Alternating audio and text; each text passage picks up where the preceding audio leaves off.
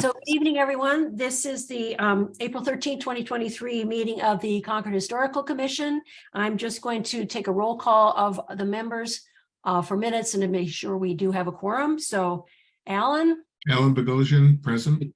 Nancy Nelson, Historical Commission. Finishing my cookie. Okay, we can leave that out. Michael Capizzi, Historic Commission. Chessie Cataldo, Historical Commission, present. and Melissa Saulfield. I'm present. I do expect at least one other member of the Historical Commission because she is presenting later this evening. So that would be Nancy Frisella Lee. But for the purposes of tonight, we can move on to our first agenda item, which is the folk Elizabeth Stone and Jordan Gowan, or Elizabeth Stone here about 54 Lexington Road and for an historic house marker.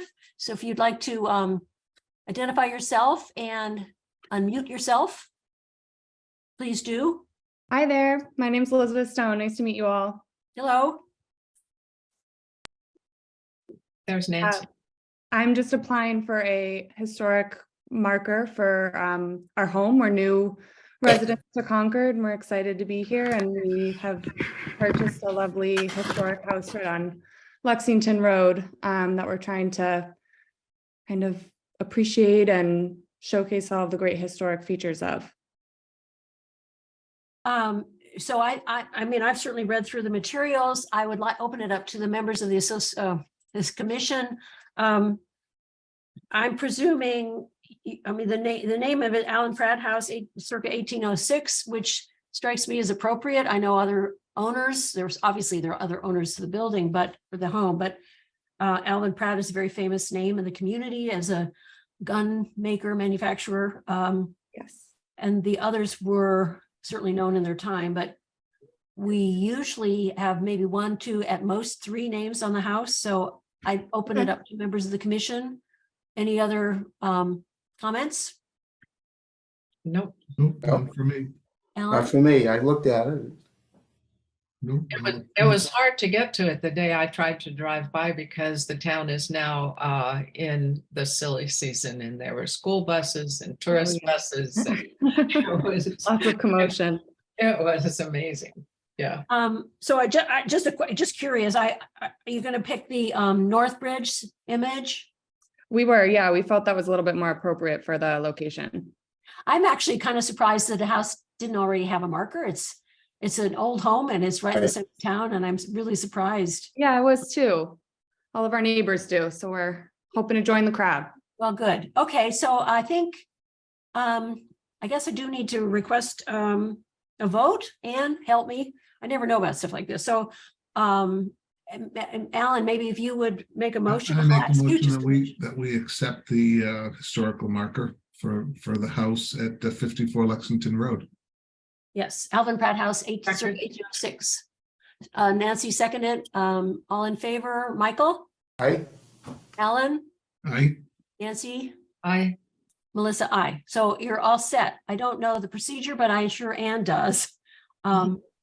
Great, I'll touch base with her. Thank you Okay. so much. Okay, thank you. And thank you for your interest in Concord and preserving your home. That matters a lot. Thanks. Moving on to number 2, so the Concord 250th Committee, Holly Kratzley and Faye Allen, Faye's written. So I think you guys wanted to share screen to show what you have in mind. And maybe I'm aware of what you're going to talk about, but maybe you want to kind of lay the groundwork of what it is you're proposing and a little bit about the history. So I'll let you speak if you want. there we go. Oh, so she's going to show you. This is Holly's. No, I think Ann Clifford's showing the screen, so you, I you see. can just talk. if you Okay. want. We at the initial meeting of the 250th celebration, they were asking for ideas. And so I thought that it was time to draw attention to our beautiful inventory of antique homes. And I found out that they have a name. They're called the Witness House. And so we have over 80 in town, homes that were built before the 1775 battle at the bridge. And so I wanted to come up with an idea of just kind of honoring these beautiful homes. And so the first picture you saw, if you could bring that up, is a lawn. Should we? Yeah, post there it? she goes. I Go think ahead. There it she is. can do Okay. that. So the idea is for this item not to be very, overly intrusive for the homeowners. So this is a lawn stand flag, and the handwriting is, or rather the font is from 1775 handwriting, and it's on the cloth would be a parchment paper look to it. And underneath witness house, it could say a sentence and this is an example. Another example is it could also have the date on it when the house was built, like that. And a third thought could be that we could have a teaching moment where we write something historically accurate about the homeowners of the original homeowners of the home. So we can keep scrolling. So these lawn signs come from anywhere from 35 inches to 61 inches high, and some come with hooks. So I thought maybe we would want to add a replica of Paul Revere's lantern on it. I like to embellish, so that was another thought I had. I think it looks pretty cute sitting there. And of course, where can you find it? Amazon. So they sell replicas, so not too terribly expensive. So that was another idea to kind of tie the whole thing together. And then Holly and I were talking about, let's stop on this page, about really, having a wow factor for the house, and really Holly thought perhaps a flag above the door. And so to really give it importance. And so I researched flags. There are very, very few flags before that date and time. Bedford, of course, has their flag, but I don't think Concord would want to use that. And the only thing I could find was the Sons of Liberty flag that was designed in 1765. And that's just a plain red and white stripe flag. So the rendering that you see, could we go back for a second? Thank you. This is from Concord's 100th anniversary. It's from the Concord Library Archives. And this is how they decorated a house. And I thought it was very tasteful. And but let me tell you, I mean, if you look at these photos from the 100th celebration, they hung bunting on everything but their outhouses. The town was covered in bunting. It was really pretty spectacular. So my thought was, we take this from 1875. Okay, now we can scroll and have a bunting like this. And then let's scroll once more. And then perhaps add the witness flag logo, if you will, to the bunting. Of course, this isn't to scale, but it would give you the idea of what we had in mind. And to me, it looks like a Medal of Honor hanging from the house. And I think it would look pretty awesome. So our challenge, of course, would be getting homeowners to participate, perhaps. So I thought if we offered them two different ideas, the one with the more wow factor, which would be the bunting, or the more conservative lawn flag, they might be more likely to pick one or the other. And that's it. That's what I came up with. Well, thank you.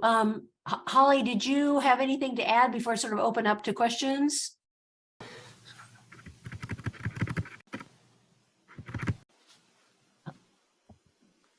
Oh, You're muted, you're Holly. muted. Are you there, Holly? Yeah, she's muted. Yeah, you got to unmute yourself. Okay. There you did it. go. Thank There you. you are. So yes, Faye and I have talked about these different options. It appears that the national park, and Nancy will know the answer to this, there is nothing on any of those houses, and they may not allow anything on any of those houses. That was So my thought. that's why Faye came up with the idea of the lawn flag, which seems, like it would be a very simple thing to install. And when we talked about it, we were thinking it might only be there a week, sort of as leading up to it, because there is some concern that they might be easy to get stolen. Yes. But that if they are big enough, the fact that the stand can be 60 inches high would be, so you have a flag that starts at 5 feet. If you put it back on the house, you could probably still read it from the road. So I think it's a very clever idea. And the graphics really show you what it would look like. And I think they're very tasteful in it. The other thing that I think, Faye, we talked about is there might be a map of the town and with the houses identified. And so you could go around and because you'd find the flag, you'd find that you were at the right spot. Just like they have the trail maps at Kai's Road for the different trails. And the flag would be on the yard sign? That's what it is on the yard side, is a flag? It looked like just a parchment document. It's a flag that looks like a parchment document. Oh, okay. But So what's the it's made material? out of material, not paper. It's Or not- cloth. It would be a Cloth. cloth flag. Yeah, it would be waterproof. I Yeah. mean, in fact, the homeowners could use it every year if they wanted to put it out during, every week. I mean, during that week, rather. I mean, given that you've got 80 some people to write to, well, some of them are actually in the park, so you don't have quite that many, right? Honestly, I don't think I have on my list from the Macris list. I don't think the park homes are included. Okay, So there would maybe potentially be more than 80. I don't know how many homes are in the park. Do you? I have a list. On the Concord side. Yeah, I have a list by town of all the structures in the park. yeah. I'd like to know that figure. Yeah, I could share that with you. We also thought that we could share this idea with Lincoln and Lexington, and it might be adopted across all 3 towns. So That would be nice. I'd like, yeah. So, I mean, because you may not get buy-in from all of them. right. Would you do it anyway? I mean, I don't know what you're looking for us really, other our comments, our questions. I think it's a nice idea. If homeowners are willing to do it, they don't have to. You're not requiring it. It would, Yeah, exactly. uh, The idea is that we would want a cohesive look. I just think it would be an opportunity for us to really have this beautiful cohesive look for the witness houses. And so how are you going to winnow it down? You've got two options, right? The bunting or the, Yeah. Well, Or like I maybe it's- said, I think if we give them those two options and let them choose one or then that- okay. all of them, I mean, they can do whatever they want, but Hanging the bunting might be challenging in terms of nailing stuff up on. an old- exactly, that's a really good point. And so we were thinking perhaps we could rally an organization in town who would offer to hang the bunting for the homeowners. We don't want them falling off the ladder. But no, I'm not worried about them falling in the ladder. I'm worried about poking holes in the house Yeah, and not doing it correctly. Did you Right. think of ribbons on a stake that would be flashy or something that would be colorful? Because I think I love the way it looks, and the yard sign, I really like that. But it might be very subtle in the landscape. too subtle, right. I'm just wondering if there might be some, I don't know, streamers or something. We could add streamers to the stake. Yeah, something. Exactly. I don't Yeah. know. Yes, instead of the lantern, we could do streamers perhaps, or something like Or that. even, I love the lantern idea. or though. both. You could, Is the town paying for this or Yeah. the owners? I could show you mine. I have one. I do too. I don't know who would be paying for this. I would hope the town would pay for it. I think we would get more. Bunting is expensive, isn't it? Holly, have you ever No, priced out none of these bunting? ideas are too expensive. I think the most expensive thing would be putting the witness flag inside the bunting. That is Yeah. a little more, Complicated. it just might be, that idea might be more expensive, but maybe we could just do the bunting and then we have the witness flag in the front lawn and that takes care of that. you know, I would have to try these out. I would have to buy the stand. I'd have to buy the right size flag and put it on in front of a house and say, it's too big, it's too small. Oh, it's perfect. I mean, it's not a one and done. We would really have to. Yeah, Well- I bet the houses would need different sizing for the bunting too, don't you think? I don't know. You've looked at this. The houses might have been so alike back then that the area over the door front is about the same. Uh-huh.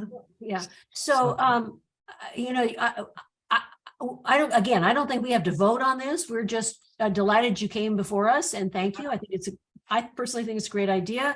You Great need idea to need to go market. before the HDC, and that's where you may have, you're gonna have a lot more opinions probably about the size, the shape, everything. Holly, you know that, you've been there.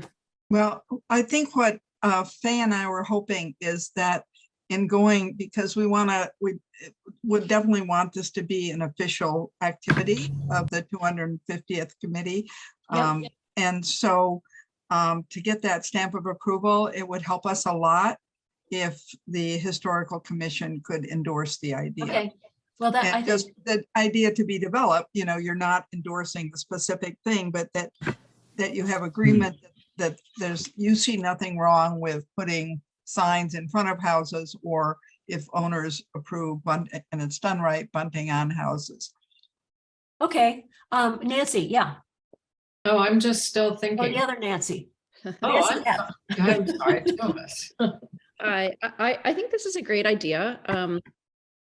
And I think you need to go forward with this. I love the idea of the map. I think that's important. I'm sorry, the what? I love the idea of the map. Can you hear me? Oh, the map, okay. Mhm. And that could even, and this is a lot more work, I realize, could be extended to a pamphlet, because as we've already suggested, that this could be done year after year. And all of these houses, each individual house has some kind of history. And maybe the owners, you could set, compose some kind of a form letter that could go out to everyone and ask them, maybe they would be interested in writing a paragraph about each of their houses. Mhm. Or you could get help from, us or Anka in the library. Macros. It's all, they'd be on the macros. The other thing, it occurs to me, the folks on the town guides who are certainly for the houses downtown, they're very well aware of some of the houses. You might. What I'm thinking of is, though, it's nice that it could be like a walking tour, that a pamphlet that people could have that in their hand and read it, rather than having to go, back home and take note and find out. I just think that would be, I know it's a lot of work, but it would be a lovely Right. addition. Well, there's talk about a GIS system where you can have an app on your phone and go from house to house and learn the history of the home. In fact, there was a girl in, I forget who told me this, in Concord Academy who did this for Lexington Avenue. And her information was about the women who lived in each home. And so, this would be along those lines of having information for people. I think, well, it's great. I think my only, my caveat for all of this is that the homeowners agree. Right. That's number one. So if it's acceptable to everybody, then I'll work with Anne and I'll come up with a letter that endorses this. And What are you going to endorse exactly? well, the Idea of marking witness somehow? homes in Concord. I think it's important that we encourage you to explore sharing this concept with the other towns that will be celebrating this. Mhm. That we have, I would say that we have not selected any of the exhibit or the proposed designs, the features. That is still to be determined. Right. Because I don't think that's not our job. I do think the HDC is they will. Doesn't preclude us from having ideas, though. No, I think what's missing is I think the bunting's going to be complicated, potentially. And I would love to see something that was more small but dramatic, that people could spot in the landscape. And I would just worry, I love the way the flag looks.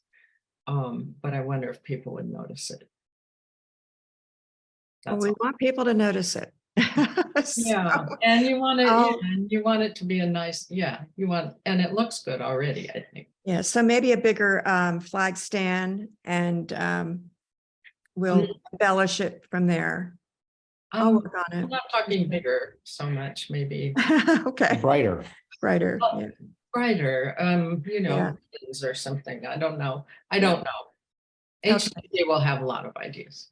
Yeah, Sure. I don't know. I'm just thinking about the houses that I am aware of, certainly down along Lexington Road. If you had that stanchion with the cloth banner, streamers and a lantern, that's pretty substantial in all those homes. Yeah, No, Michael, I'm sorry, Mike- Michael? No, no, that's okay. But doesn't it, I'm just curious, unless this has been done before, but wouldn't it make sense for them to go before the HDC and Yeah. get their perspective before we vote on anything? Well, we don't have to vote on it. No, or whatever or a letter of support, whatever it may be. Well, Not to say that we're not supportive of recognizing and defining this historic infrastructure. I think we all are. However, if, as Nancy referenced, if there's some way of that by putting the banners up or flags or whatever, it's going to, in some way, it's not going to be held up by tape. So it's going to have to be done in a way that, goes to the structure. Wouldn't it be better to get their perspective and then we send a letter, or if you've done this before with regard to any that have gone on, tell us. yeah, I don't think it's ever been done before. I Right. hear Holly, though, I think unless you have any reservations, Me? or any of you, yeah. Yeah. No, What I'm suggesting is that we encourage you to do this. HDC is going to be very specific because that's their job. That's the authority that they have. We don't have that kind of authority. right. You're coming to us because we care about advocating on behalf of historic preservation, history of Concord. So, Right. um, I'm not sure that the HDC would have jurisdiction over a temporary flag that is hanging in the front yard that is not attached to the building. Hmm. So certainly the bunting Okay. may have a question, but anyway, but I But think the, it's but the banter will be hanging from the building. and it's definitely worth going to them, but it's also helpful, and when you go to them, to say, we have met with the historical commission and no red flags came up. So that, Oh, my only apprehension there is we don't know what we're talking about. Right, exactly. well, you're talking about a concept to call out the houses, and there's a couple of proposals, but you're not endorsing a any specific. specific proposal, right? Right. And I won't in the letter. I mean, what I can do is draft a letter, send it to all you members of the commission. Because I agree, I don't think we are specifically supporting any single design that you've presented tonight, just the idea of what you're presenting, which seems appropriate. And I personally like the idea that you could possibly do it every year to add a little pizzazz to the Patriots Day. I don't know. Oh, the We homeowners- have so many signs. It's only for a week, right, Holly? Something No, like that. that's true. It's only. It's for- not going to be permanent. Right, I mean, Yeah, but then again, some of the homeowners may like it and keep it. right. And you exactly. can't force it to No. have them Oh, take it that's- down. Oh, that's interesting. Once it's up, it's up. Once it's up, it's up. Right, Alan? Once it's up, it's up. Once it's up, but that's up to them. That's. I know, I'm aware. Yeah. I don't, I mean, I can imagine though people thinking, no, I don't want to do that because people are going to come to my door. They might knock on the door and want to know the story, so there's a downside conceivably. Yeah. So Mhm. anyway, okay. So if you guys are in agreement, we will draft a letter that supports the concept. How's that? Thank you. Mhm. thank you. And, Okay with me. okay, Sure, so that's fine. I don't think I need to take a vote on this. And do you want us to come back with a more finished design or just work that out with the HDC? Well, if you don't have to go to them to begin with, if it's the yard sign, which seems to me to be maybe the best, I'm not I don't sure. know. But if you don't have to go to them, maybe it's more important for you to put the idea back to your bigger committee and to coordinate with other towns and see what they're doing. Yeah. It's just a courtesy, I suppose, to come back to us. I just would be curious what you've ultimately come up with. Given that we Zoom, you don't have to leave your home.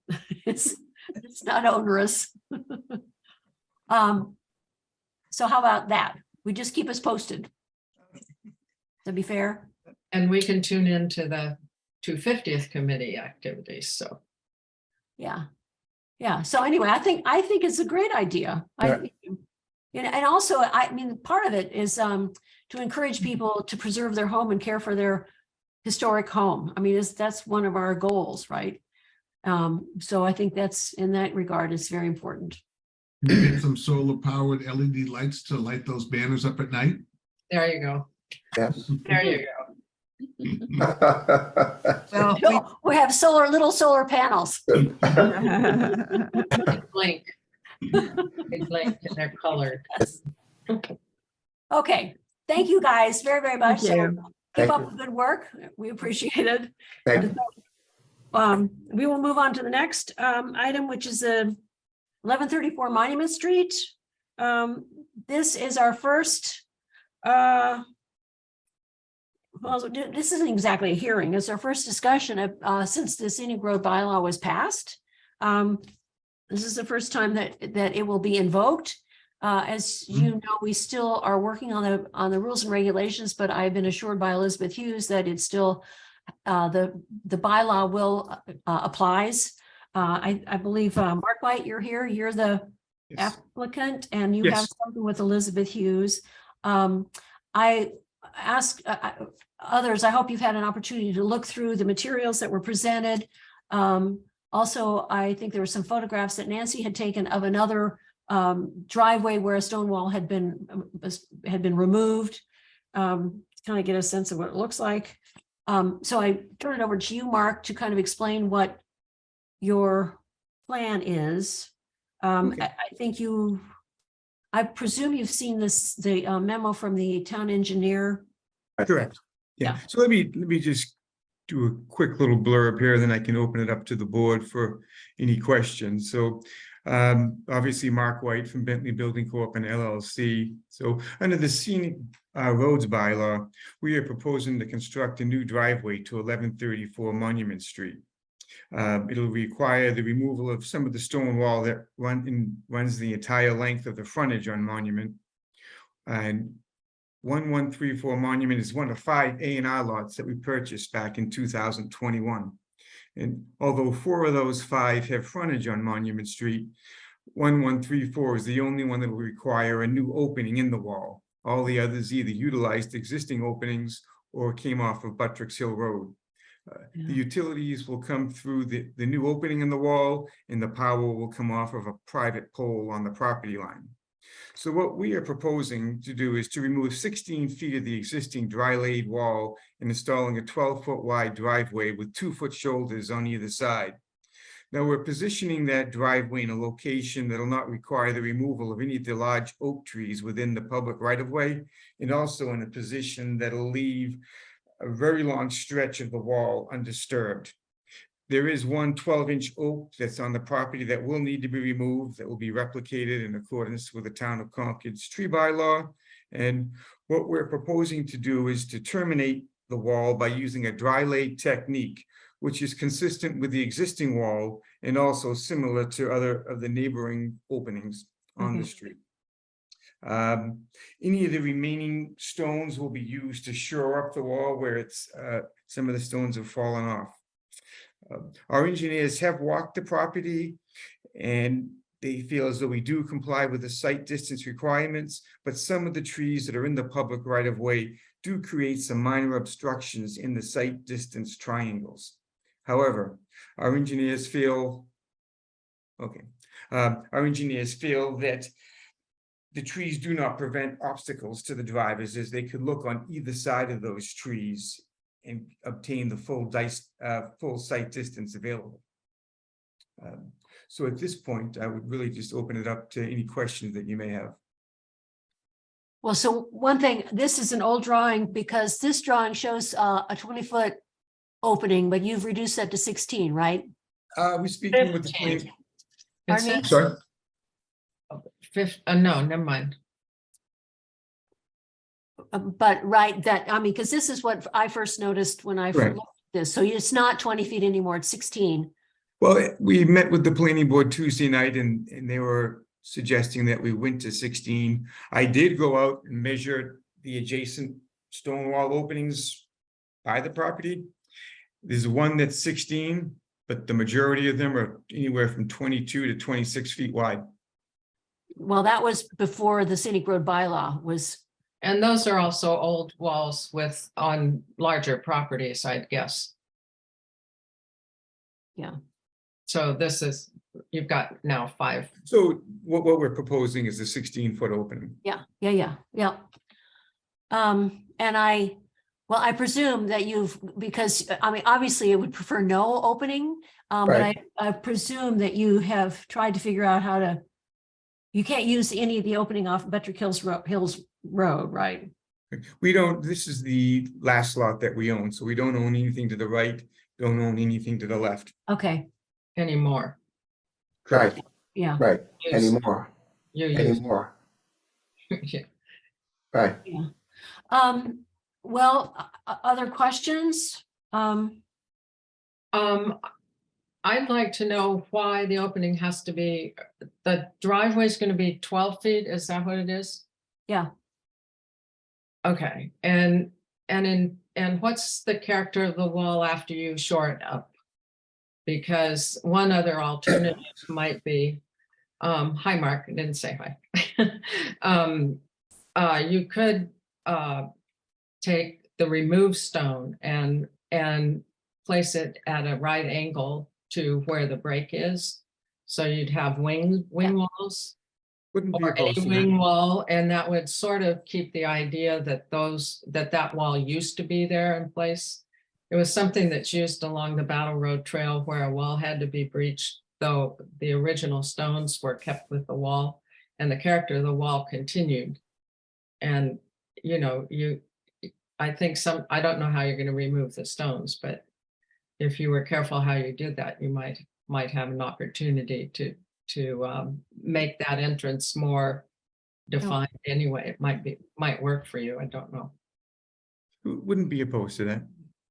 I think that would be kind of elegant, actually. I mean, no. And it would preserve the stones. Any other? Do you want to see what was on Hope Road, just so if a case like this comes before us again, and it might, we can see it's very different, I think, from what you're saying, Mark. Is it possible to see a couple of those? Yeah. And yeah, there she goes. Yeah. This is looking at the stones that are piled up where the wall was removed, this part of the new gravel driveway, and there's some that show the width of the driveway. Yeah. There you go. That's what we were thinking would be not the best thing to do with piles of the original wall around, and I don't know what they're going to do with those. So they're lost to the wall. Here's another pile. So this is what we're suggesting do not do, right? I think it's pretty it's evident. a little excessive. Mark, do you know Yeah. that house on Hope Road? I'm familiar with the location. Yeah. So I Would you take a guess at the width of that opening? that's probably More than 20. 30. Oh, that's Yeah, probably Way 40 way feet. more than Right. 20. Yeah. What would you guess? I'd say that's closer to 40 feet if you're going to, or if you go from the orange cone that's on the left-hand side to Yeah, the stone wall, I'd say that's about 28. 24 to 25 feet. I'd say 28, Yeah. yeah. yeah, I'd go for that. I didn't have a tape with me, so I was wondering why you were showing this to me. We're suggesting don't. Because this isn't the only stone wall break we're gonna look at under the scenic road bylaw. That's all. I thought Okay. people might want to know what they're looking at, and it's a good contrast with what you're telling us that you're gonna do. Yeah, yeah. So, and again, because you're taking a tree out, you have to replace the tree, right? That's the tree that's coming out. Correct. That's Right in on between the private, stakes. that's, the tree is on private property, but we will Oh. replace it in accordance with the tree bylaw. Okay. Oh, I was really surprised that the right of way was that close and not on the other side of the wall. It's a 50-foot right of way, right? And one of the things the engineering memo said was the right of way had to be verified. yeah, So because it's- we don't always know, right? so it's Well, fine. those stakes were placed by our engineers, and that represents the edge of the right of way. Okay. But didn't the engineering memo from the town ask for verification of that? They asked for verification of whether the stone wall was in the town's right of way or whether it was on private property, and it was So, on private property. So you think it's already been done? Okay. But I know it's been done. Oh, But okay. unless I'm not seeing the most recent, I know engineering was questioning where the stone wall was, whether it was within the right of way or on our property. Mhm. And it's already been verified that it's on our property. Okay. Any other comments? So, thank you very much. Well, I have a question. What's the replacement for the oak? Is that, So what we'll have you do, discussed that yet?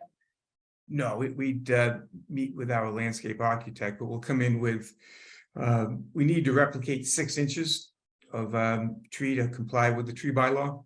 Mhm. That's typically something that we don't do at this early stage. We may get together with a customer, but it's something that in order for us to get a certificate of occupancy for the house, we do need to comply with that. Okay. It's something that we've done consistently. And will you do that along the stone wall as those other oaks, the other oaks are along the stone wall? You know, Yeah. I wouldn't think we would. We're open to suggestions, but I mean, the canopy on those oaks are rather large. I think it would be better placed somewhere away from the wall. A little, well, yeah, a new oak would be better, somewhat away, yeah, probably. Yeah. Yeah, okay. Just Okay. curious. This first time we've looked at one under the same bylaw. Yeah, and we don't vote, but we comment. So, thank you. I don't, if there's no more comment, thank you for presenting this. I'm glad you met with Elizabeth earlier today, because I had hopes that she would be a part of this tonight, but she couldn't. We appreciate your coming. Thank Thank you you. for your time. Thank you. And good luck with the new bylaw. Yeah. Let's get some rules and regulations. Well, we knew that would be the hardest part. Yeah, it's good. Yep. But it's all good. Thank you again. Thank you Enjoy very your night. much. Okay, so the next thing is, I'm sure this was all on your current meeting documents, the kind of the next phase of, Nancy understands this much better than I do, but the process that the Minuteman National Historical Park has to do to get all their ducks in order, the 106 process for the rehab work of their landscape and the trails and archaeology. So I know we are supposed to comment on this, and I would seek your comment. I read through it, and their procedures are, presumably they will follow their procedures. They follow their procedures. It will be correct and appropriate. I don't, the national park is the one that National Park Service sets the standards. We just have to hope that they follow them. I think they'll be careful in following them, more than how they're going to execute this. And I think we all know the trail's in bad condition in some places. It's the changes that come with the change in use to market rate residential leases and conversion to employee housing that are the more significant changes. So I think the changes that follow, if we're putting in a new driveway, or putting new suburban plantings in front of the Palumbo House are things that can be reversed. So in the letter responding, I assume I should say that. I mean, we have said it in a meeting that are concerned about these, you know, from houses that we had people either sell to the park, but leave from their home. And now they're going to be leasing them for private residential use again.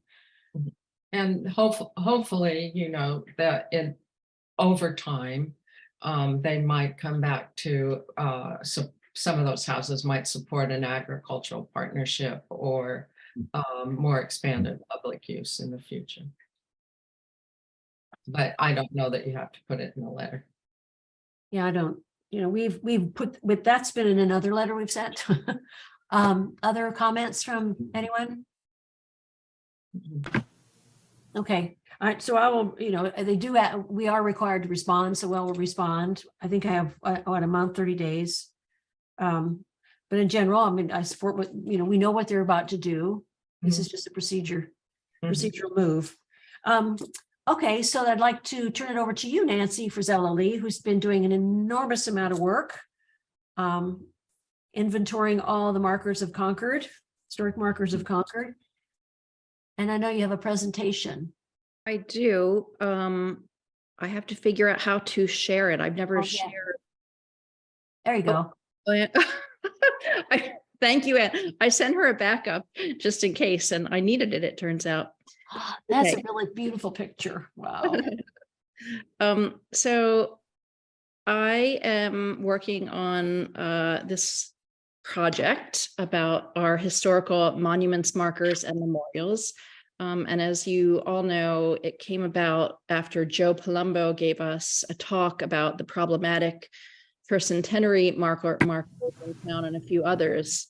And then we decided before we jump ahead and remove them or just figure out how to do that, that we would just take a step back and contextualize the whole project and do this comprehensive survey of our markers. And when I agreed to do it, I had no idea that there were so many.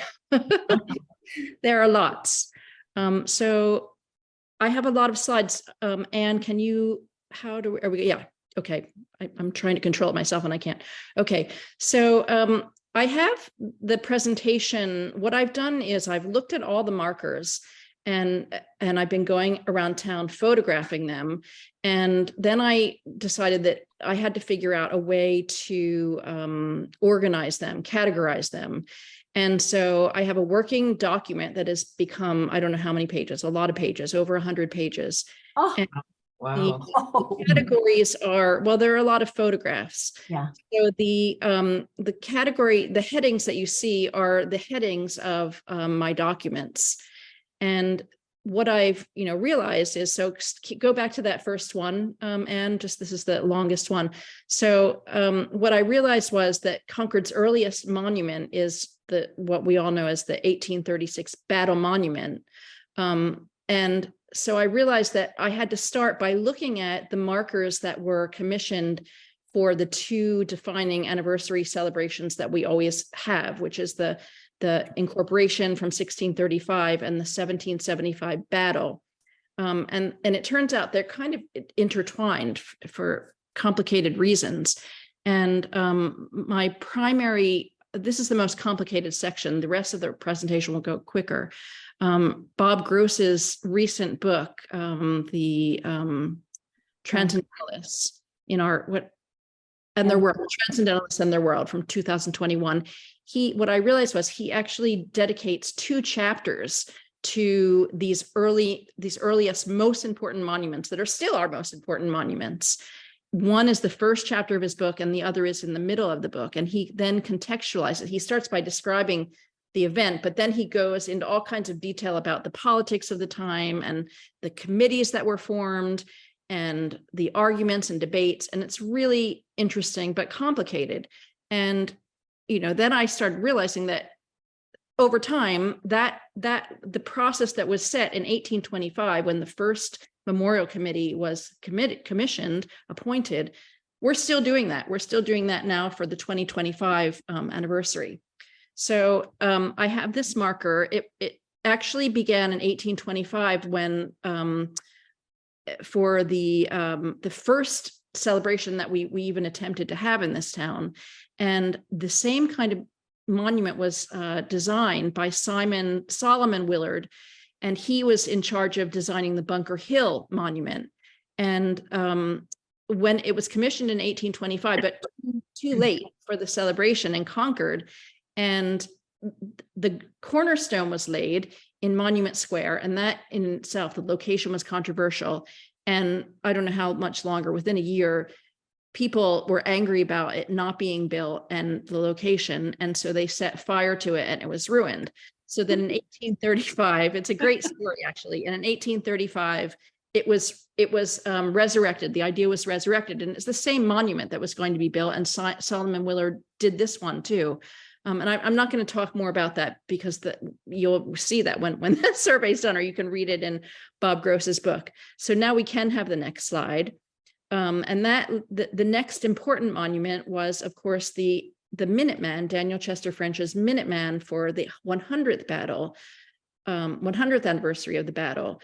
And that still, if you can just keep scroll up a little bit, as I just put in these two fun slides, because that, of course, has been become an iconic image and adopted for all kinds of things. And it's, of course, seen on our street signs. Okay, you can scroll ahead. And then the next major anniversary was for the incorporation in 1885, when 7 markers were commissioned, again by a town committee. Just stay on that one first. I've just shown 2 from this. One is Egg Rock, and the other is about the muster field on Liberty Street. And these were about, they were all about the early history of the town. 2 others are about Simon Willard's farm. Another one that's along in Monument Square that I didn't even notice until I did this project, but it's freely standing in front of the Corinthian Lodge. And that's really a tribute to the start of town meeting. And of course, this Egg Rock monument is a natural feature, and the inscription is one of the problematic ones that Joe brought to our attention, and we'll discuss that at the end of the presentation. Okay, next one. Then in 1935, these are just samplings from this section. In 1935, there was this monument put up to Simon Willard, the second one to Simon Willard at the top of Neshotah Hill. I don't know how many of you know about it. And what I found was going in the town records, and that's another major component of this project, is not only finding the markers and listing them, but I'm going to the library, to special collections, to look at the minutes and all the records of the reports, and then scholarship, finding out, the history, how they came to be. And it's really interesting. Like this one, the note is in the minutes is that it was based on a marker in Lexington. And I haven't yet had time to go to do that. I'm going to do that this week to find that marker, but it's such a standardized marker. There's nothing really very special about it. It's a bronze plaque set into a piece of granite. So I'm not sure why they needed that, but that is noted in the minutes. And then this is the drawing that was put into the program and with the inscription on it. Okay, go back to that one. And I just wanted to point out too, that if you look at the marker, which of course is not in the center of town, it's up on top of Neshotah Hill. So not many visitors are going to go see it. People who walk will see this, but it's really streaky. And that's one thing that's notable about a lot of our bronze plaques, is that they could use a cleaning. Okay, then I'm just jumping ahead to 1975, they did something different. If you just scroll up a little bit more, the plaque on the building 51 Walden, the Bicentennial Memorial dedicated to the cultural heritage of Concord. So they took on the restoration of what was the Armory, which, by the way, is also on the National Register of Historic Places.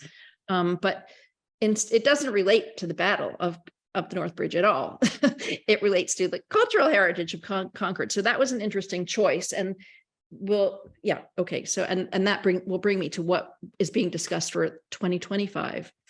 In 1975, again, an outside group, the Concord Garden Club, decided to donate 12 granite benches. And then I had fun searching for those and found 8. Someone from the Garden Club helped me with that. I can't find 4. So if any of you know where they are, I'd love knowing. One is across the street from my house, and all it says on them are 1775 to 1775 to 1975. It's a simple inscription, but I had no idea that it was a commemoration memorial. It actually is a type of memorial. And as you can see, the one on the lower left is practically sunk into the ground. That's in front of the bank. So I think they've really settled in it. I think only a child could sit in that one. The other one on the upper right is in Emerson Field. And the one on the lower right is in Sleepy Hollow on Arthur's Ridge. So I've gone there a million times and I'd never noticed it.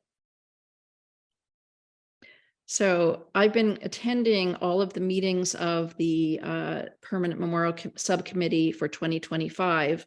And they just past week had a public forum discussing what they're going to do. And their current ideas are related to planting 250 trees. And the other one is landscaping or sprucing up parcels. Is it 1693? I couldn't remember the name of it. I think that's right. Yeah, it's the corner. It's in Monument Square, across the way from the Wright Tavern. And that's also where the marker to the Thoreau, where Thoreau was jailed for a night, that marker is in the back, and it's pretty obscure and not very well done because it's settled into the ground. It's also, remember, where the Middlesex Hotel, some people may remember that. Okay, right. And then, of course, in 2035, we're going to come up with our 400th anniversary. So maybe there'll be another committee then. Who knows? Wow. Okay. So the next heading is Concord's War Monuments. So we have 3 monuments to British soldiers, one of which is in Minuteman National Historical Park. If you can keep scrolling, there are 2 others, one in Miriam's Corner, the other across the street from the Colonial Inn. And you can keep scrolling. You probably recognize these. It's just a detail from our Civil War monument. Oh, okay. I think I had a few more, but this might be okay. These are historical markers above street signs. And this is a fun photograph. And it is, Yeah. so you might know these people. Yes. This was a program that was initiated by the Historical Commission and Judy Walpole, Chris Whalen, Sue Curtin, who I've asked a million times about this, and she can't remember it. Ted Osgood too. Wow. Ted Osgood, yeah. That. So, did you find this in the library archives? I did. Yep. I think it was probably in the newspaper. So, as you know, that's another problematic sign that goes into, so several of the markers go into different categories. Yep. Okay, scrolling. I'd like to know more about what makes them problematic. Okay, we're going to discuss that at the end. Yeah. Okay, well, the first one, Squaw Sachem is just an outdated and offensive to Indigenous people's terms. That one's straightforward. Okay, so I've been going all over town with my husband. We take a ladder, get up so that we can get a picture straight on. So this was inaugurated in 1995. And when I read the minutes again, this scheme was supposed to expand to signs for railroad beds, bridges, and cemeteries, but I think everyone lost steam. And I don't know, but these seem to all have been put up in 1995. I'm not sure that they were put up over time. Again, I have to fill in all the holes, but that's what I think. Yeah, I also had heard, and I'm not sure this is true, that there was some objection to them by the police and or fire departments. Yeah, I mean, obviously they're high up, so anyone driving and trying to read them cannot read them. Yeah. So you have to really walk. Maybe I think that would probably be their objection. Yeah, so, and some of them are in good condition. Others are dirty and scratched. I don't know why, but you know, it's wet. They're weathered. They're old now. So, yeah. And Anne provided me with a list, so I'm going around checking to see if they're all still where they're supposed to be, where they were, yeah, before. Well, some have been, DPW, I think, found some in their warehouse somewhere too. That's That are not up on they've come down. Oh, okay. So maybe I'll find those from the list as I check off those in the list. That's good to know.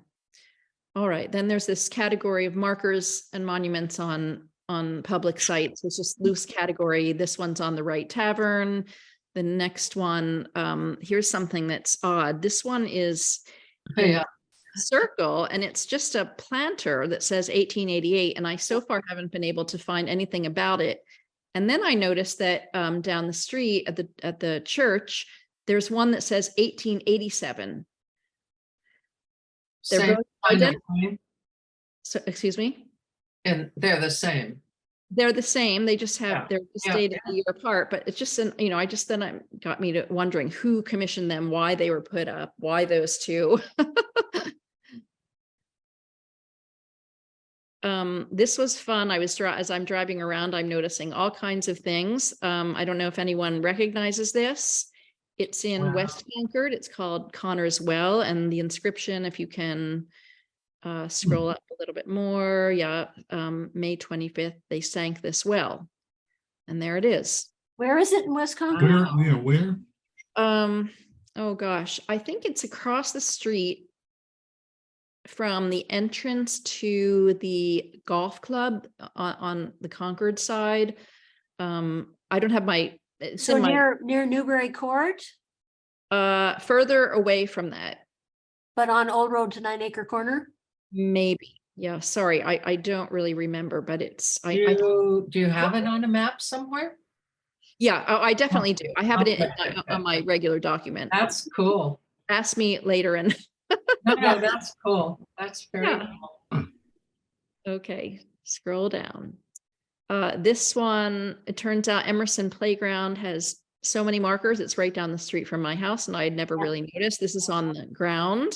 Yep. Scroll up. This is I remember that. the little one. The Rotary Club, I remember that. You remember it? Mm-hmm. Did they have a dedication? Mm-hmm. Ah, okay. So I haven't looked at yep. This was an interesting one to discover. It's on a bridge, the Pale Factory Bridge, and was put up in 1909. West Concord. Yeah. Okay, this one I just found. This one is on I think Bedford Road, going right at the corner, and it's dedicated to the farmers. I think the building behind it that's going up is where that new nursery school is. At a children's center. Children's Center. Oh, out Oh, for near that's- Virginia Road and Old Bedford Oh, Road. the Yeah. corner. That was for the little garage. Remember, we went and looked at that, Nancy? I don't know if, were you with me when we went and looked at that? At the children's center site? Yes.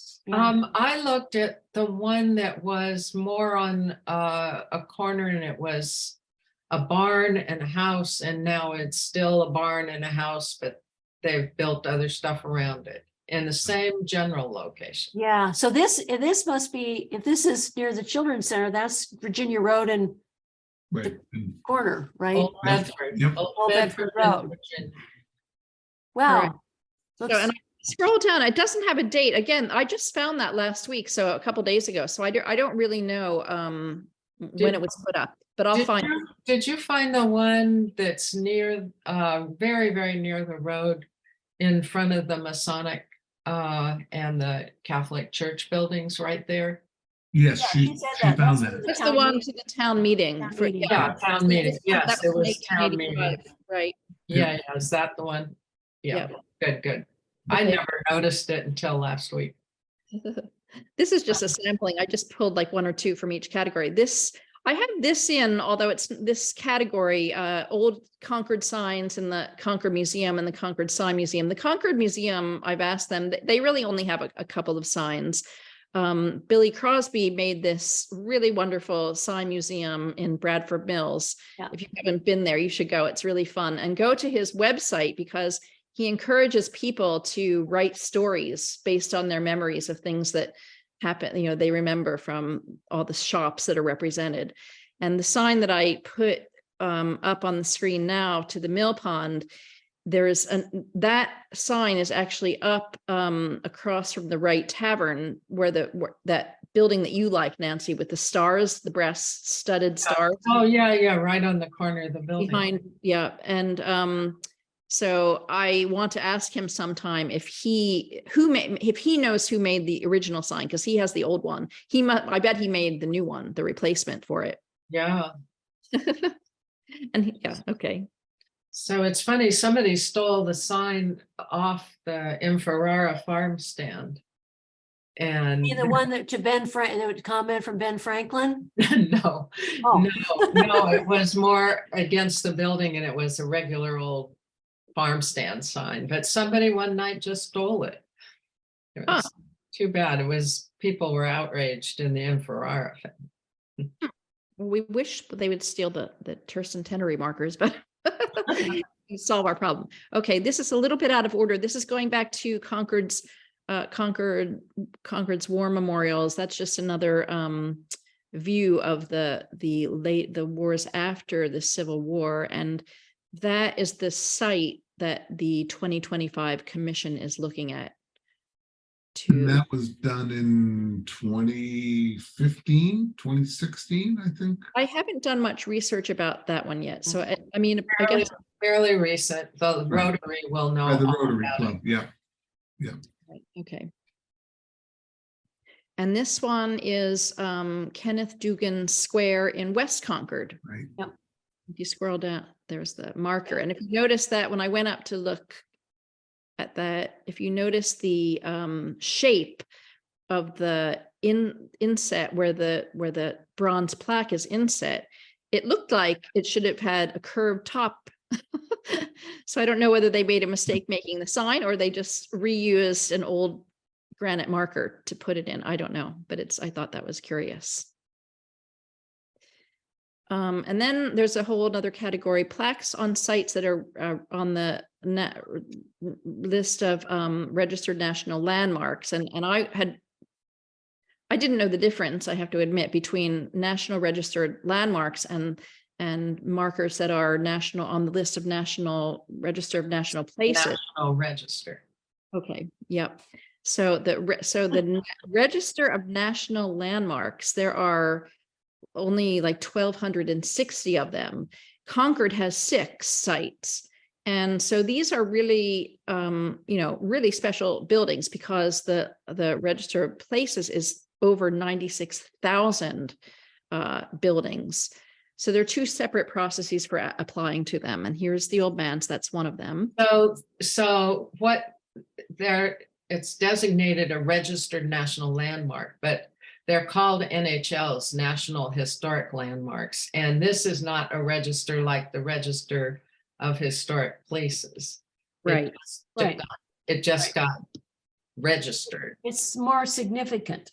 It's it's more significant. Yes, the landmarks are more significant. As I said, there are only 1,260 of them, and they have to be approved by the interior of the secretary after they go through the whole process. So that's really extraordinary that Concord has 6, and the 6 are the Old Manse, the Wayside, the Emerson House, Walden Pond, Wright Tavern. Louisa May Alcott House. And the Orchard House, exactly.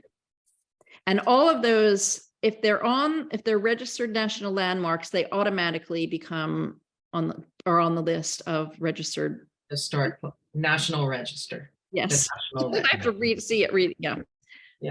Tongue twisted. Yeah. Okay, so here is the West Concord Depot on the National Register of Historic Places, built in 1894.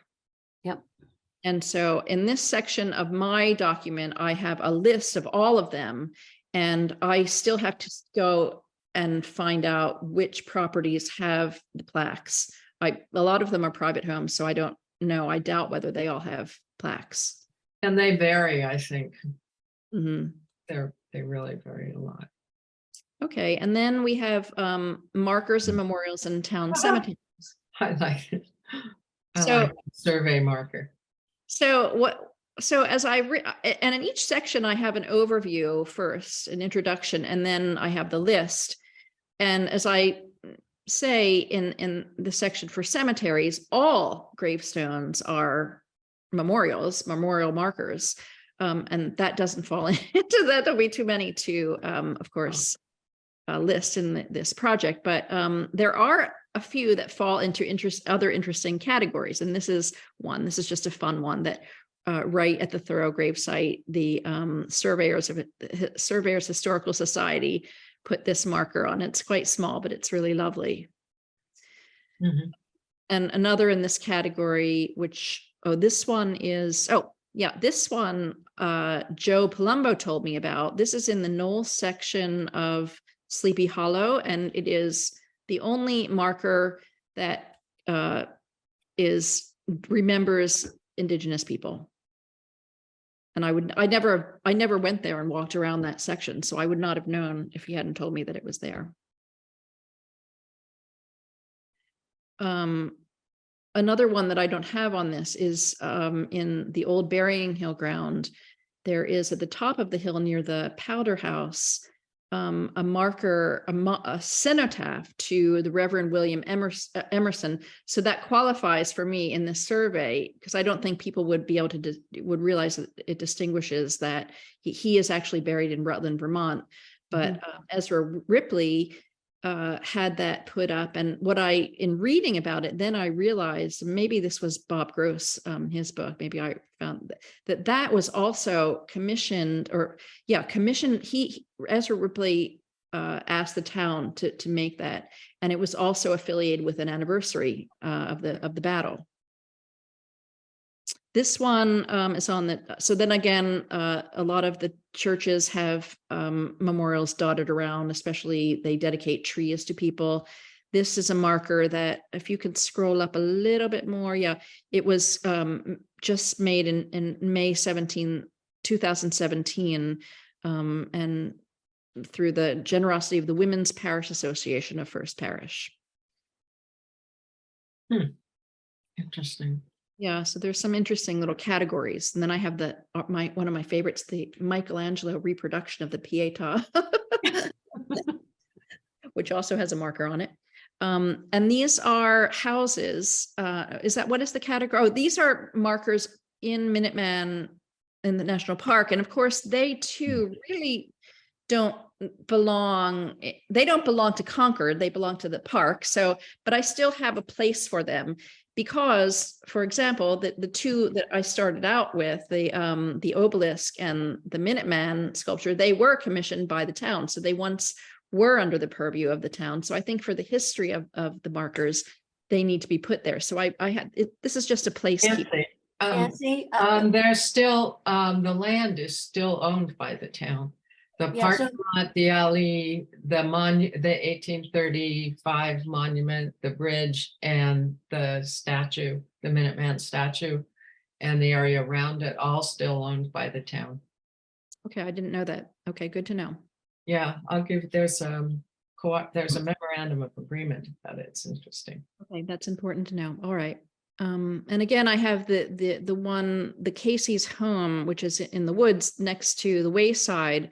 I have that as a place marker too, because as Joe Palumbo is bringing to everyone's attention that, there's a lack of memorials and markers and just information about our African-American and Indigenous histories. And so this is an important one. And the marker really doesn't tell us very much. So, I would love the national park to work on it, but, anyway, it's a placeholder. Okay, and then there's a whole section of markers dedicated to Henry David Thoreau, because there are quite a few of them, more than I realized. at first. 5 markers were commissioned by the Thoreau Society, and these are the first one, the one where he was in prison one night in jail. That was one of them. Thoreau's Beanfield, I don't think that's one of the 5. I just have the one. Isn't this one in Lincoln or is this in Concord? Oh, okay. Well, yes, it is in Concord. I Yeah. think it is in Concord. Yeah, Yeah, the Beanfield. yeah, Yep, it is. It's on our side. Yep. yep. And there are lots more for Henry David Thoreau. Okay, and then of course, the markers on historic houses is another historic commission endeavor. Yep. Okay, and I think it was, again, I read that it was initiated in 1975 in conjunction with the 200th anniversary of the battle at the North Bridge. But the list that Anne gave me, all of the signs were, the applications were from 1996. So again, I have to check on that history. Okay. And then separate from that, there are a few other houses that just have markers. This Yeah. one's funny. The Benjamin Barron house. I thought, who put this one up? And I was walking by, and I thought, oh, I'm gonna just pop a note through their door. And I was walking by before that. I did that. The owner happened to be walking by, so I asked him, and he said, I've owned this house for 30 years, and it was there when I moved in. Yeah.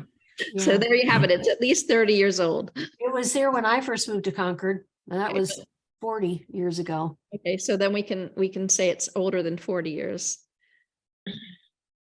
And this one I think I didn't know this slide presentation, but I think this is on the house on Main Street that Thoreau died in.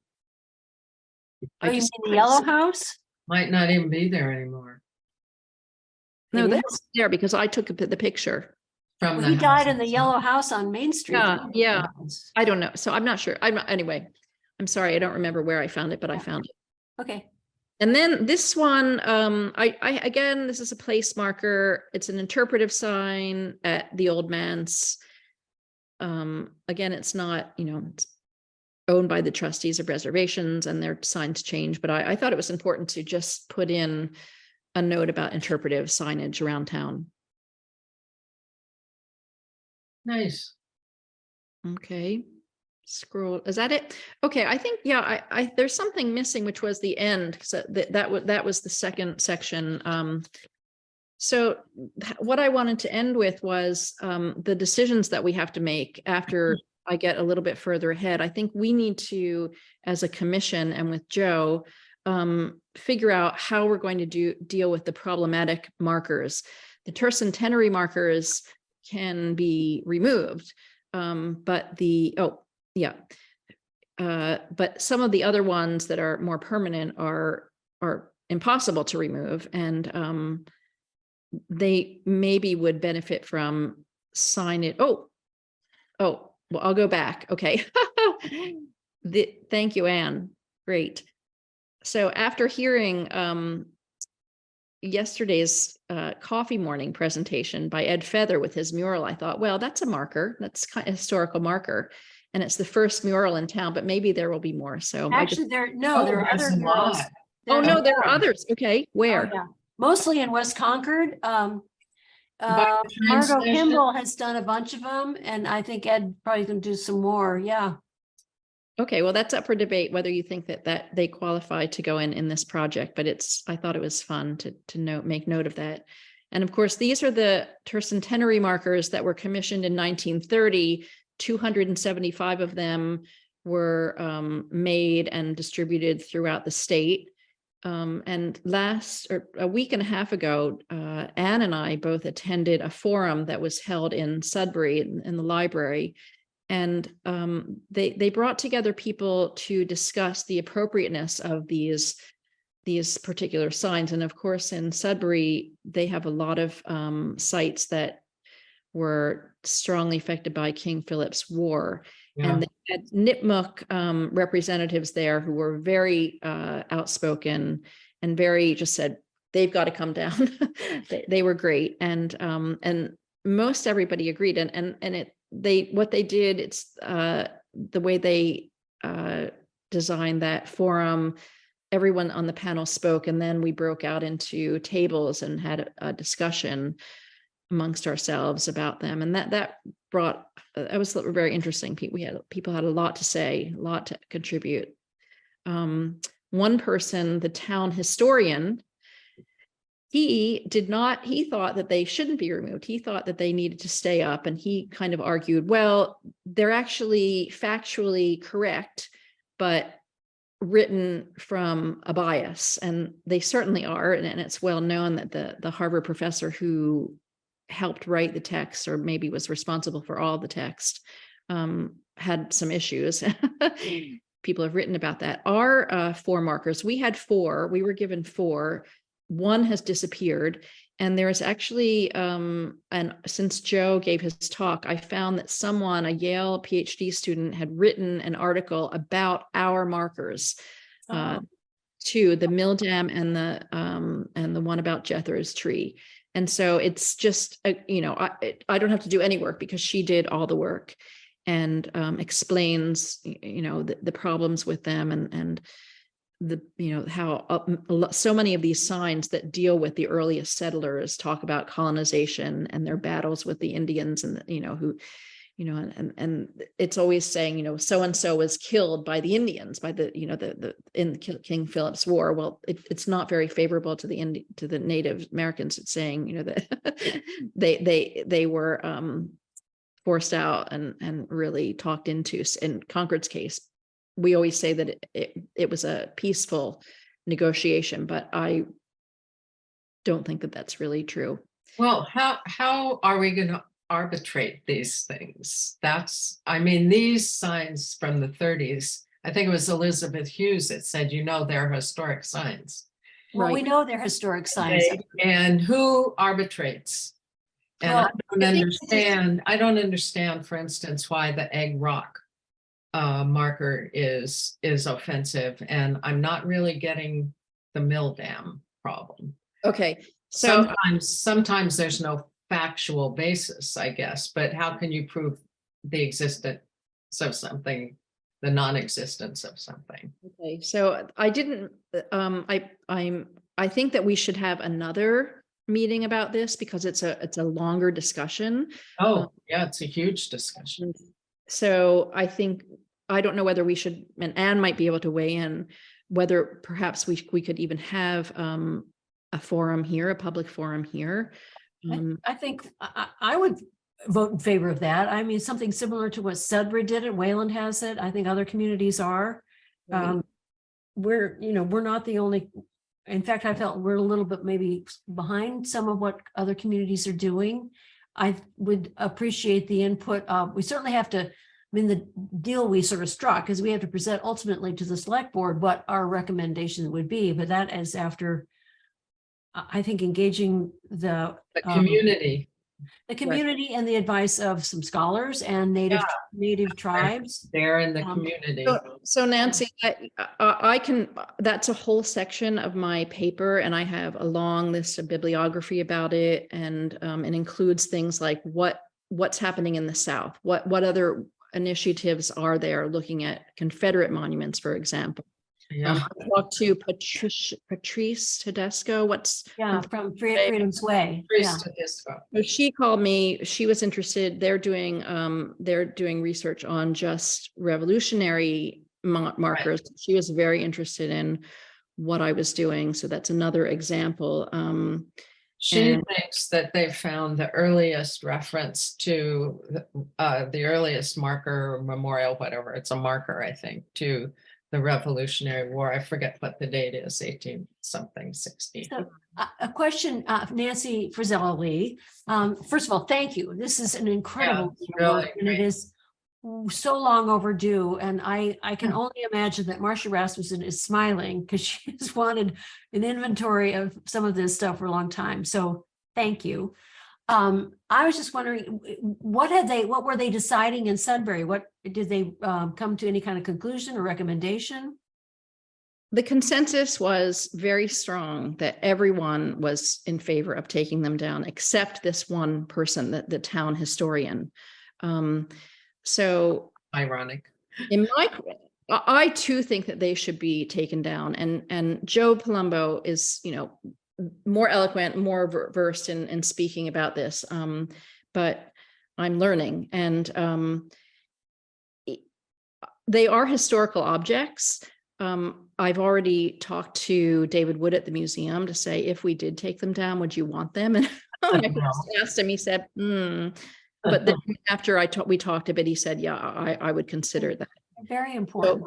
Yeah. Also, in the whole context, the time that they were written, and if you read about the kind of the effort on the part of the nation to pat itself on its back for being the first major American democracy in the world, and what the white man has been able, I don't think they said white man, but it's pretty egregious language when you read the plan for these tercentennial markers throughout the country. Do you know what's interesting is that the political climate around the creation of the national park was pretty interesting in 1959. So, okay. So, it's a very rah patriotic, but very self-congratulatory. Yeah, but of white man, you know, nothing to do with the native tribe, certainly. And that's one of the biggest offenses of all this. It also brings to mind that I feel we need to reach out back to the community on Squaw Trail to ask what they have been like to do. I mean, it's up to them to recommend their own street name because it's a private road. So I'm going to meet, Joe has been busy putting his event together for tomorrow night, celebrating Ellen Garrison.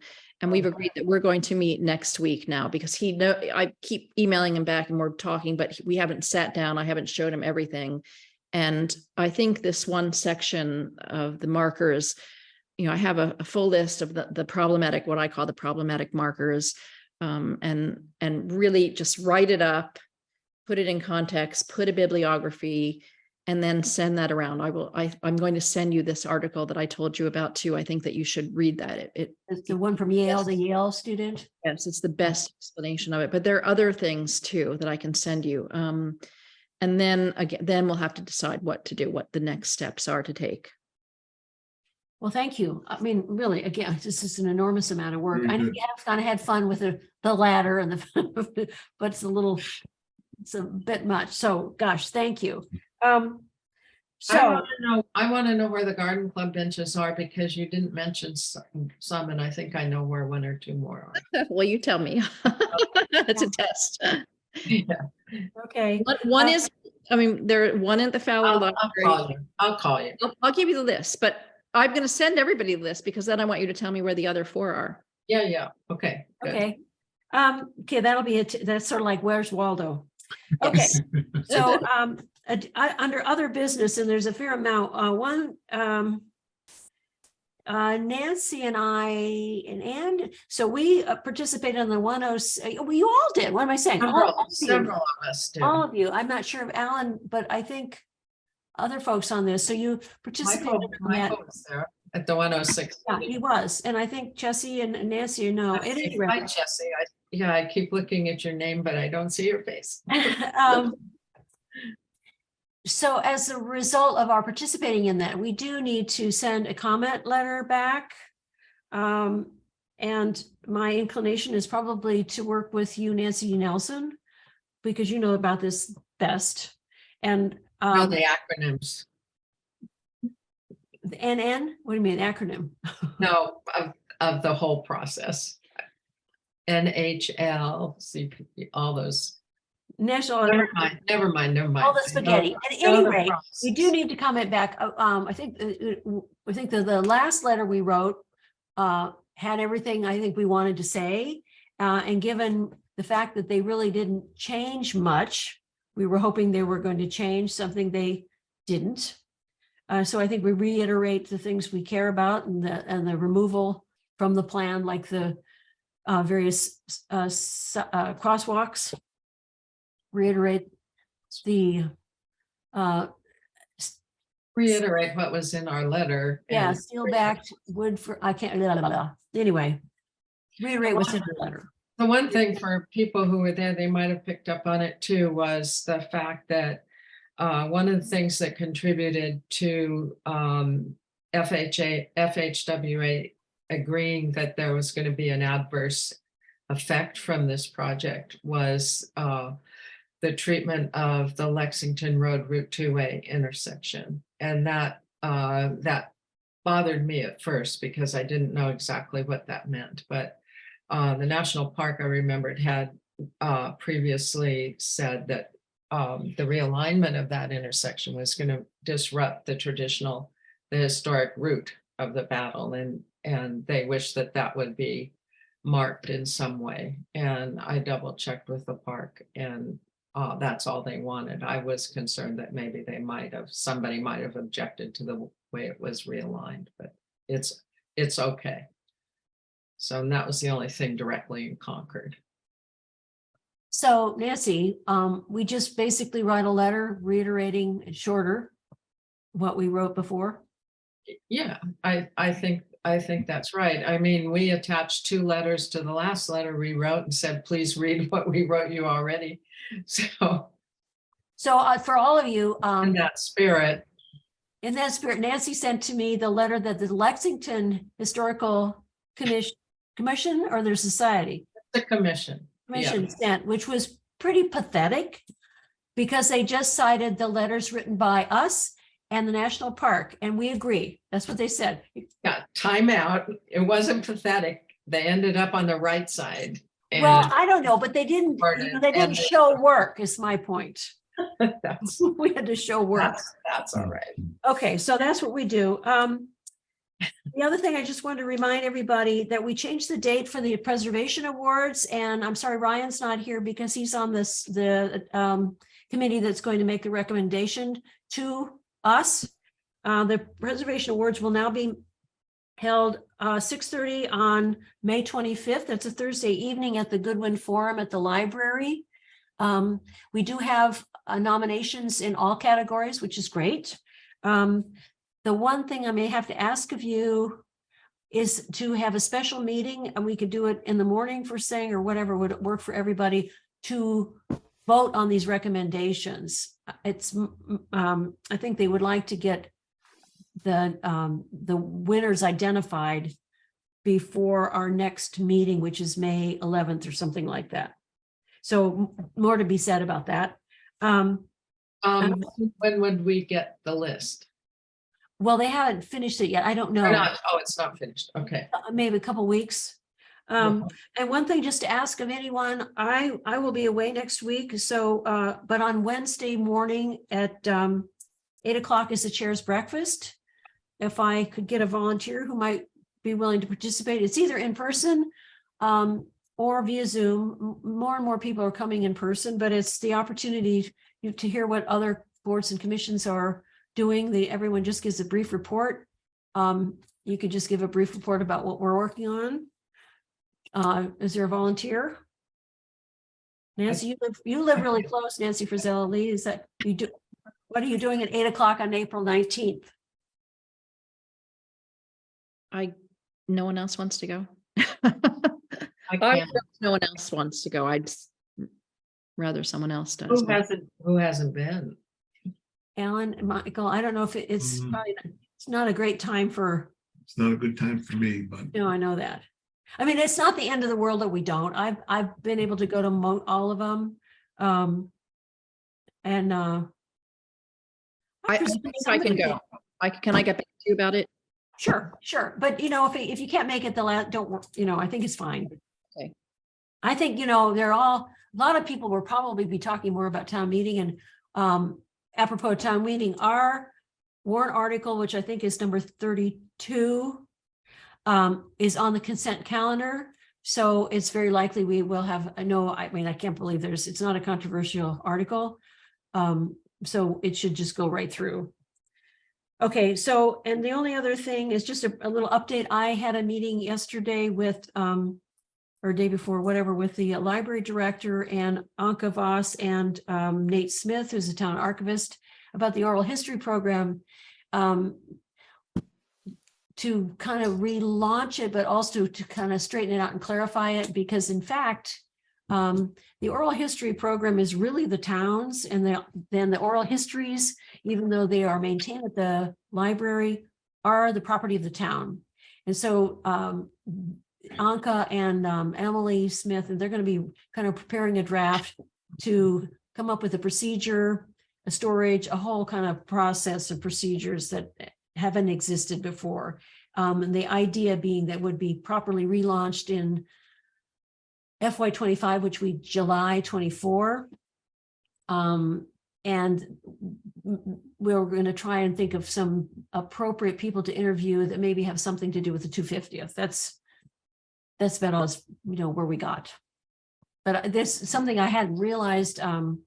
The library does not want to own them, because it really is, they're the property of the town. Nate Smith they'll be transferring all these oral histories over to his website, or whatever it's called, Preservica. Then they were beyond me, because this is technology.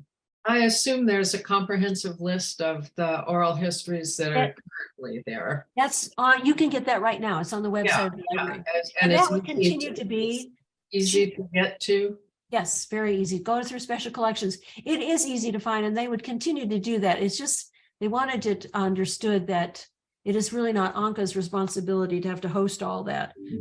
Well, I'm more concerned with the depth and breadth of what's being recorded, because interviewing people about the 250th, interviewing people about COVID is very recent, but we have people that are passing from the scene. I know. So we better have a plan. But that's been the way, that's been true every year. But nevertheless. So the idea, as you could do it right now on our website, our webpage, there's an oral history, and there's a document there. You fill it out and send it in. If you have someone you'd like to recommend to be interviewed, please do, any of you. So that's another thing I need, write another article for the paper, because we'd had set one out maybe a couple of years ago to the Concord Journal, which went nowhere. So if you do have someone, you could do it right now. Anka, well, I probably wouldn't be Anka. Carleen Hempel has done these for us. She's a journalist, lives in West Concord, professor. She did the Emerson stories, COVID-19. She's actually going to do Marcia Rasmussen later this month. And I hope, can collect all that institutional memory. We're losing a lot there. Yeah.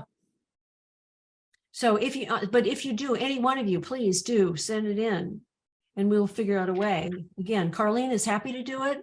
But Anka has other ideas that, you might have middle school students interviewing like Steve Verrill, an older farmer. There's all kinds of things you could do.